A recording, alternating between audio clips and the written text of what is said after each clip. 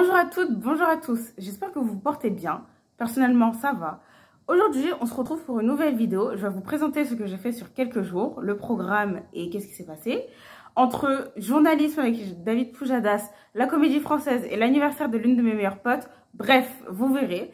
J'espère que cette vidéo va vous plaire. En tout cas, si elle vous plaît, n'hésitez pas à lâcher votre plus gros pouce bleu. On se retrouve pour la conclusion. Bon visionnage. Il est 15h21, je suis en retard de 21 minutes. Comment?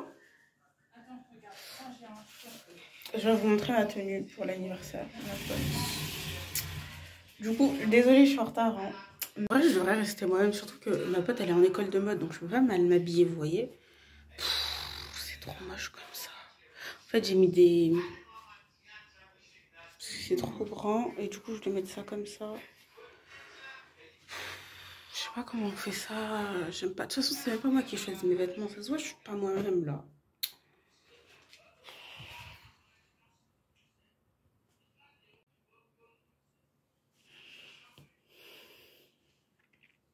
J'avais une solution, j'ai mis une ceinture en bas.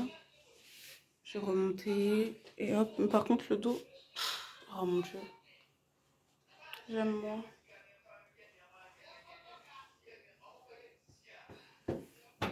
C'est sûr que c'est bon.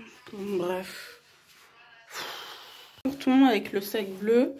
Et puis mes chaussures blanches que je vais mettre. Bon, là, j'ai pas mes chaussures blanches. Mais au moins, on reste sur le ton sur ton. Du coup, ça me plaît.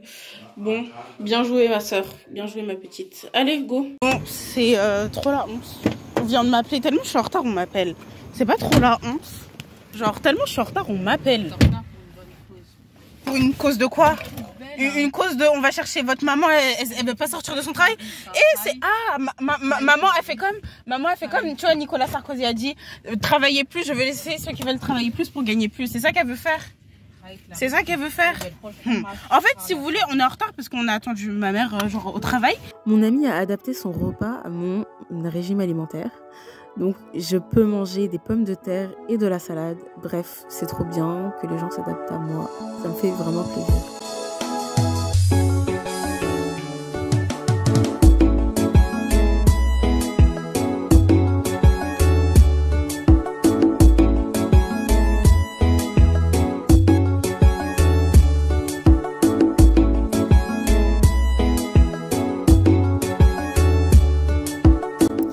Finalement, j'ai bien mes baskets blanches et ma soeur m'a prêté ces chaussures-là.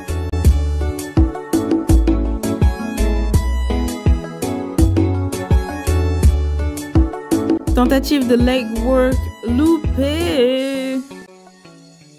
Oh, je veux juste mon confort. Voilà, j'ai fait une tresse, faut que je fasse la seconde. Là, il est 23 h, je suis rentrée à la maison. On est rentré en voiture, on a déposé ma pote et puis après on est rentré. Et c'était cool.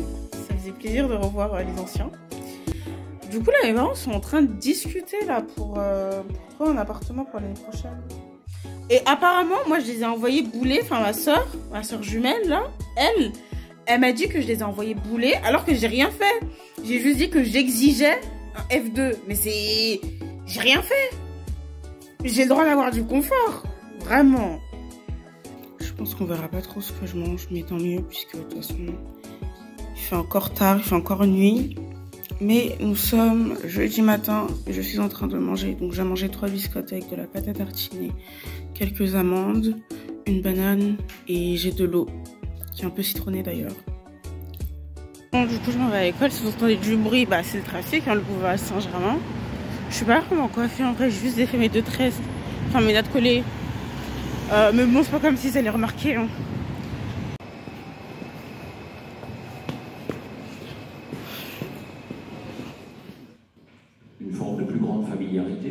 Vis-à-vis des hommes politiques qui, comment dire, leur pouvoir s'est affaibli, le pouvoir de la puissance publique s'est affaibli. D'ailleurs, cette impuissance publique est sans aucun doute une... Par rapport aux chaînes d'information, le problème c'est que souvent l'information est en direct, donc elle n'est pas forcément vérifiée, et donc ça facilite beaucoup plus les intox qu'on trouve notamment sur les réseaux sociaux, mais également sur les chaînes d'information. Alors, je ne suis pas certain, là aussi, qu'il faille se fier aux apparences.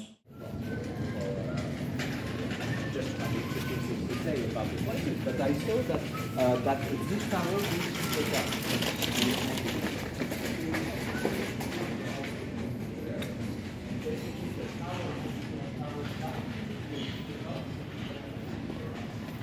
s'il y a bien une chose que j'apprécie dans mon école et que je ne laisserai personne critiquer, quand je dis personne, c'est P-E-R-S-O-N-N-E, c'est l'organisation des événements et les événements en eux-mêmes. Et je les trouve ultra intéressants et enrichissants. Donc je félicite mes camarades pour avoir organisé la venue de David Pujadas. Et puis Sciences Po doit continuer sur cette voie-là à inviter des personnalités ou des personnes moins connues mais qui sont toujours intéressantes et qui ont toujours des choses intéressantes à dire. Merci à vous, vous nous enrichissez culturellement. Après la late pause déjeuner, je retourne au charbon. Mais j'ai envie de dormir là, j'ai envie de faire une sieste. J'ai vraiment envie de dormir. Du coup, je vais à la bibliothèque pour travailler. Je suis sûre que là-bas, je vais me concentrer, etc. Mais j'ai envie de dormir. Après, je vais m'autoriser des pauses. Hein. Mais là, j'ai envie d'une pause de 30 minutes. Coucher sur la table au soleil. Je suis fatiguée.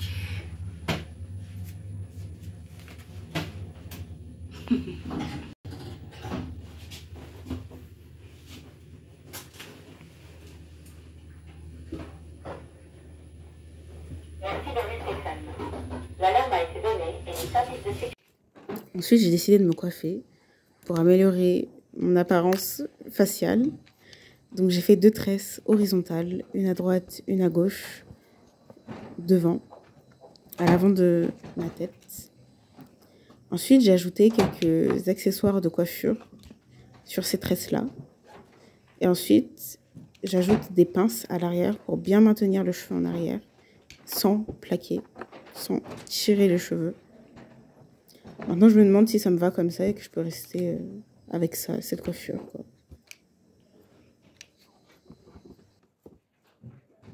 Ensuite, ça me plaira pas tant que ça, donc je vais tout simplement les attacher avec un élastique. Oui, j'avais vraiment tout ça dans mon sac et pour moi, ce sont des essentiels qui doivent rester dans son sac.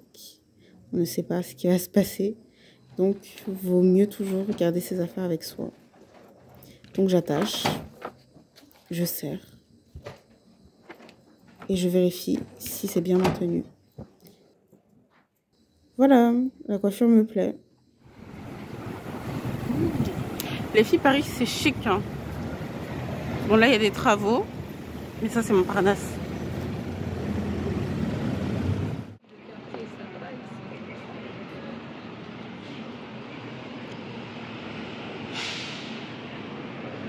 Il est 19h55. Je suis dans les temps, puisque la Comédie Française, c'est juste ici. Du coup, je vais arriver à l'heure, à 20h.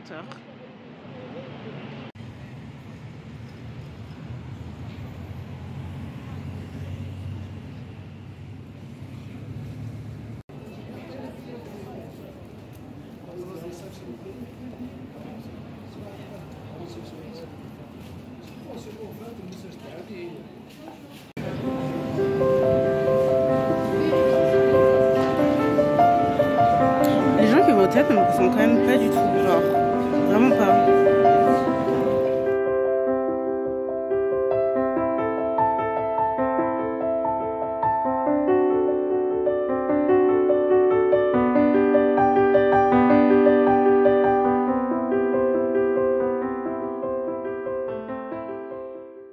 Donc j'ai eu des places grâce à mon école, enfin au pôle égalité des chances de mon école, donc on n'oublie pas de les remercier. Et ça m'a vraiment fait plaisir de retourner à la Comédie Française puisque ça faisait longtemps que je voulais y retourner, mais à chaque fois je n'y allais pas. À cela s'ajoute le fait que j'ai rencontré d'autres camarades et c'était vraiment sympa.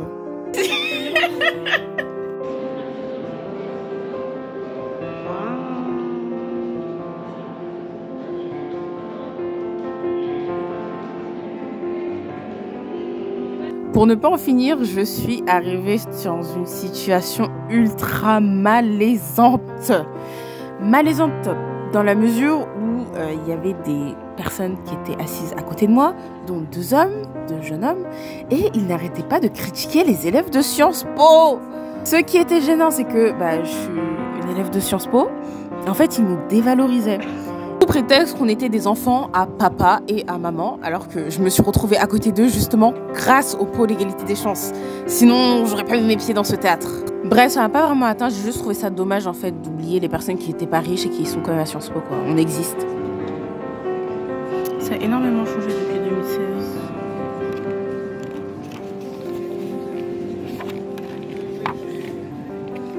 Lui reste.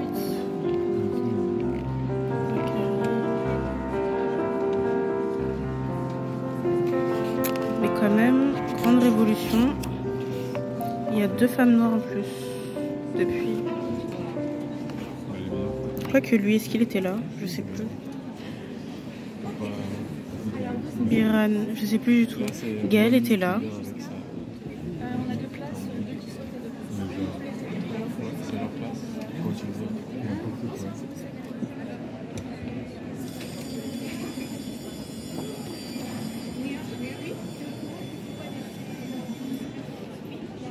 Je suis fatiguée. Franchement, les journées comme ça, mais c'est trop bien. C'est trop bien, c'est trop bien. Mais là, je suis vraiment fatiguée. Et en plus, puisque je n'avais pas regardé les horaires de bus, chose que je ne fais pas d'habitude, bah, j'ai raté le bus. Et j'étais un peu désorientée. Et en fait, j'ai mal traversé un moment. Il faut savoir que je respecte toujours les feux rouges, les feux verts et les feux rouges, justement. Et là, en fait, il y avait un double feu. Et j'ai traversé parce que le deuxième feu au bout était vert, mais celui de devant moi était rouge. Et j'avais pas vu. Et je me suis dit, mais attends, la voiture a crié un feu rouge. Je me suis dit, non, c'est pas possible.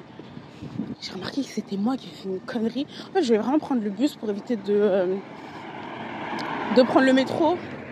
Mais finalement, bah, le bus, je l'ai raté. Vu que j'ai pas regardé les horaires, je me suis pas dépêchée. Donc, j'ai été forcée de prendre le métro. En somme, c'était vraiment drôle. Même si j'ai eu du mal à rire au début. Mais c'est vrai parce que c'était pas drôle. Hein. Mais c'est que j'avais du mal à rire. Je sais pas pourquoi. Je rigolais pas. Ça me faisait rire. Mais je rigolais pas. C'est plus... je crois que c'était... Ouais, le dernier acte. J'ai vraiment ri. Et c'est trop bizarre parce qu'il y a beaucoup d'acteurs, enfin du coup des pensionnaires et tout, que j'avais vu, enfin des pensionnaires plutôt, que j'avais vu 6 ans plus tôt, c'est-à-dire en 2016. Ça fait vraiment longtemps en fait. Et j'ai l'impression qu'ils ont grandi. Je vous redonne leur nom tout à l'heure, parce que j'ai littéralement oublié leur nom. Mais c'est celui qui avait joué Georges Landin.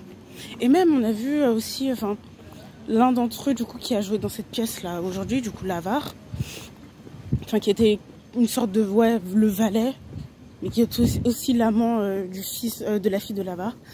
Je crois que c'était lui, justement, Scapin, dans Les Fourberies de Scapin. D'ailleurs, je crois qu'il rejoue Les Fourberies de Scapin cette semaine. Non, c'est pas je crois, je suis persuadée qu'il rejoue Les Fourberies de Scapin cette semaine. Encore une fois, mise en scène par Denis Podalides. Du coup, bah, c'est celui que j'avais vu il y a 4 ans. C'est tellement un luxe d'aller au théâtre, je suis désolée. Hein. Enfin, je suis pas désolée, c'est vrai. C'est un luxe d'aller au théâtre. Surtout quand vous venez de banlieue, etc. Vous pouvez pas vous permettre de rentrer à des horaires comme ça. Après, ça dépend de certaines personnes. Bon, moi, je suis à Paris, c'est pour ça que je fais la meuf. Hein. Sinon, c'est... Après, il y a les théâtres de banlieue, faut pas l'oublier. Et c'est bien aussi. Enfin, il n'y a pas que des théâtres à Paris. Mais les troupes, elles se déplacent beaucoup à Paris surtout. Donc voilà. La Comédie Française est l'une des troupes les plus uniques en France. C'est-à-dire que c'est la troupe de Molière. Et les comédiens sont des comédiens permanents.